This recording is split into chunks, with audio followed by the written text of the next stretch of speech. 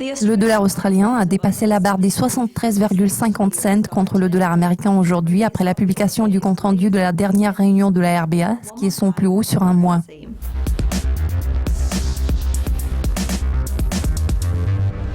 Le procès-verbal a montré que les membres du comité avaient hésité avant de réduire le taux directeur à son plus bas historique d'1,75% en mai.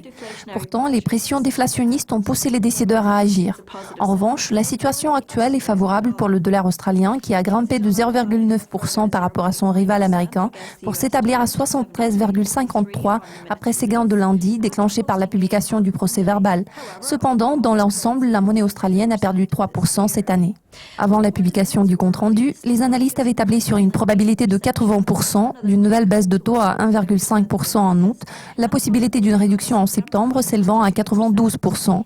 Par contre, les économistes qui avaient prévu un relèvement des taux cette année ont modifié leurs pronostics. Au moins une baisse de taux cette année figure désormais dans leurs prévisions. Sean Collow, stratège en chef en matière de devises chez Westpac Banking Corp basé à Sydney, a déclaré « Les chances d'une nouvelle baisse à court terme ont fortement diminué. La RBA n'a pas révisé ses prévisions de croissance et a remis en cause la nécessité de répondre aux données sur l'inflation.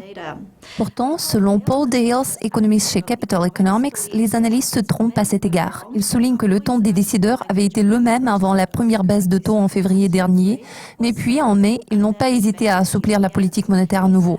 L'analyste affirme « Nous pensons que les taux seront réduits à 1,5% lors de la réunion d'août. La décision qui sera prise en mai prochain sera fortement tributaire de l'évolution des prévisions en matière d'inflation. » La RBA a déclaré que les perspectives d'inflation devraient rester entre 1 et 2% cette année.